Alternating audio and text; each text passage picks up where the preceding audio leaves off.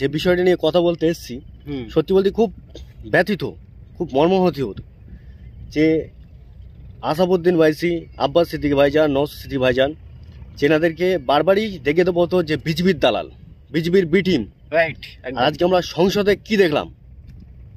সংসদে একটা মানুষই আওয়াজ তুললো, বিল ফাড়লো, সেটা হচ্ছে আসাদুদ্দিন ওয়াইসি। একদম। আর সেই মানুষটাকে বারবার বলা হয় যে বিজেপির দালাল, বিজেপির বি টিম। এগুলো কারা বলে? এই মুসলিম সমাজের কিছু মুসলিম ধারী মুনাফেক এরাই বলে, ঠিক আছে? তো এইসব মানুষদেরকে কি করা উচিত? সত্যি কথা বলতে কি, এই যে কালা কানুন, যে ওয়াকফ বিল যে পাশ হয়ে গেল, সত্যি বলতে ঘুমোতে পারছি না, ঠিক আছে? আর কিছু মুসলিম আছে সেটা ভাঙড়ে আছে, মেলা এদিকে মেলা চালাচ্ছে, আর এদিকে ওনাদের এই বিধায়ক আর কি সাংসদ 3টে পার্লামেন্টে যায়নি। কেন যায়নি?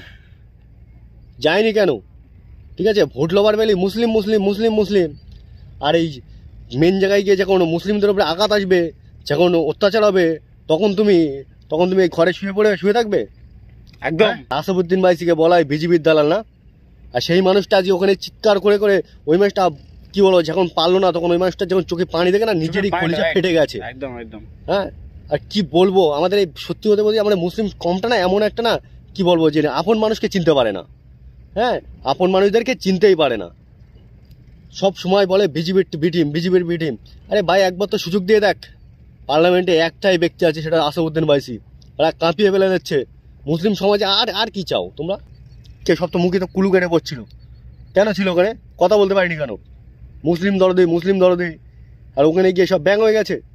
হ্যাঁ, আর যখন ভোট লোবার মেলি, তখন একদম পুরো হিন্দু মুসলমান ভাই, ঠিক আছে, কোনো জাতিভেদ নেই। আর ওখানে গিয়ে সব যে মেন জায়গায় গিয়ে সব মুখ বন্ধ করে বসে আছে। বলো ভাই, তুমি কিছু বলো।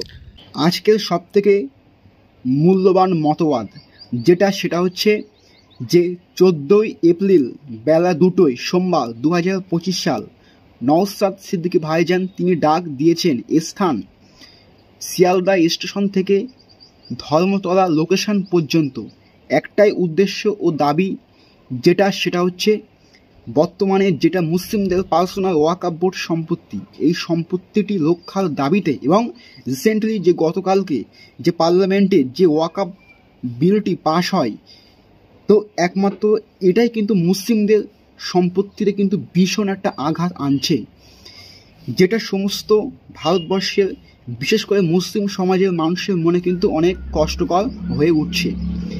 এবং এই সম্পত্তিটি কিন্তু মুসলিম সম্প্রদায়ের হাতে কিন্তু টোটালি কোনো গোষ্ঠীর মধ্যে কিন্তু থাকছে না বা থাকবে না। সমস্ত সম্পত্তিটাই কিন্তু প্রপার্টিটাই কিন্তু একটা নির্দিষ্ট সরকার আন্ডারে কিন্তু অন্তর্ভুক্ত বা নথিভুক্ত হচ্ছে। তো এই নিয়ে কলকাতা থেকে সমস্ত জায়গায়, ভারতবর্ষের সমস্ত লোকেশনটিতে কিন্তু প্রচণ্ড মিছিল বা বিক্ষোভ কিন্তু ইত্যাদি কিন্তু সৃষ্টি হচ্ছে। তো ইতিমধ্যে কিন্তু আমাদের ভাইজান নওশাদ সিদ্দিকী ভাইজান তিনি কিন্তু রিসেন্টলি ডাক দিয়েছেন কলকাতা শিয়ালদা থেকে ধর্মতলা পর্যন্ত একটা মহা মিছিল কিন্তু হচ্ছে বা হতে চলেছে। আর 14ই এপ্রিল বেলা 2টোয় সোমবার, তো সমস্ত মানুষদেরকে উদ্দেশ্যে জানানো হচ্ছে যে অবশ্যই কিন্তু আসবেন এবং নওশাদ সিদ্দিকী ভাইজানের ডাকে কিন্তু অবশ্যই সামিল হবেন। আর স্থানটা হচ্ছে শিয়ালদা, আর বেলা 2টোর মধ্যে কিন্তু আসতে হবে, ভাইজান কিন্তু ডাক দিয়েছেন।